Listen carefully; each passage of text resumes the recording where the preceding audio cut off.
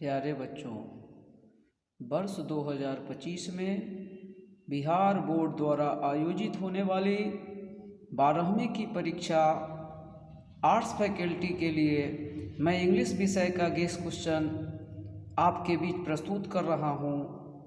आशा ही नहीं पूर्ण विश्वास है इसी के आधार पर अधिकतर प्रश्न पूछे जाएंगे।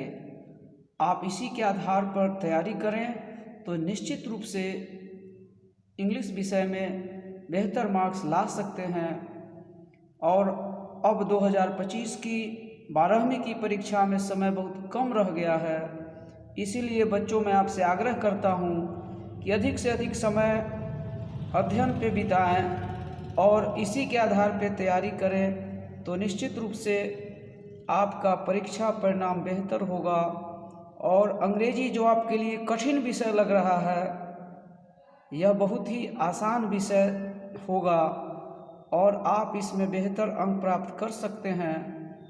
तो सबसे पहले इसमें पोएट्री के प्रश्न हैं। पोएट्री में समरी लिखना होता है जो 5 अंक का होता है।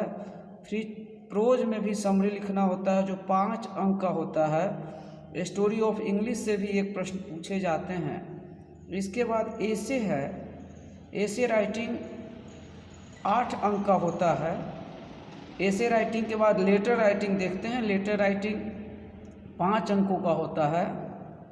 इसमें एप्लीकेशन भी होते हैं और लेटर भी होते हैं, आप देख सकते हैं। इसी आधार पर आप तैयारी करेंगे।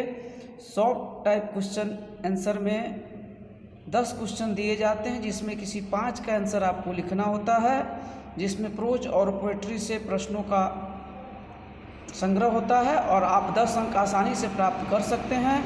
इसीलिए मेरे प्यारे बच्चों, आप अब तैयारी करें, इसके नोट्स बनाएं और कहीं भी कोई परेशानी हो तो आप मेरे YouTube चैनल कौशल झा क्लासेस को सब्सक्राइब करें और इसे अपने दोस्तों के भी शेयर करें ताकि उन्हें भी अधिक से अधिक लाभ मिल सके।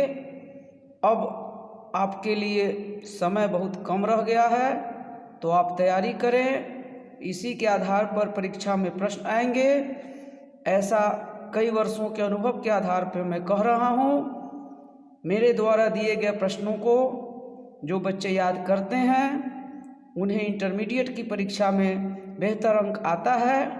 तो अंग्रेजी विषय जिसके बारे में आप घबरा रहे हैं, घबराने की आवश्यकता नहीं है। एक्सप्लेनेशन भी 2 आता है जो 4-4 अंक का होता है। इसके बाद मैच ए विथ बी है जिसमें किसी भी स्टोरी के राइटर या किसी भी पोएम के पोएट का नाम आप याद कर लेते हैं तो 10 अंक आसानी से प्राप्त कर सकते हैं। ट्रांसलेशन भी होता है जो 5 अंकों का होता है और इसमें कॉम्प्रिहेंशन है जो 4 अंक का होता है।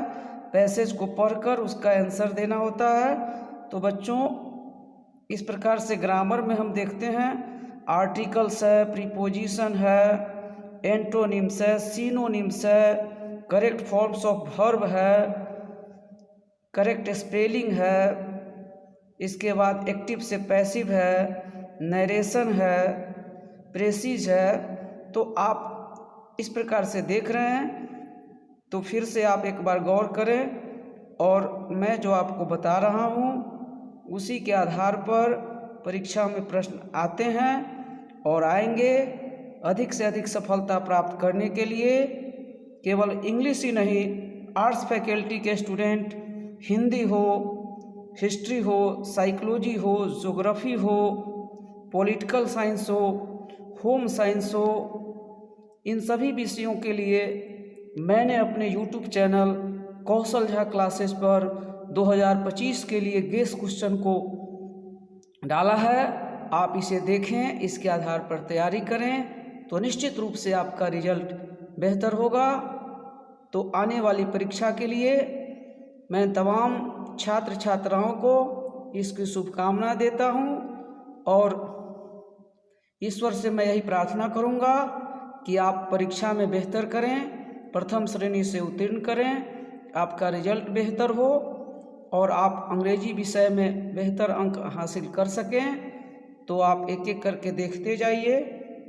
जिस प्रकार से मैंने प्रश्नों को रखा है, सजाया है, आपके लिए बहुत ही सुनहरा मौका है कि इंग्लिश विषय में कम समय में अधिक से अधिक तैयारी करके आप 90+ अंक ला सकते हैं। तो ढेर सारी शुभकामनाएं।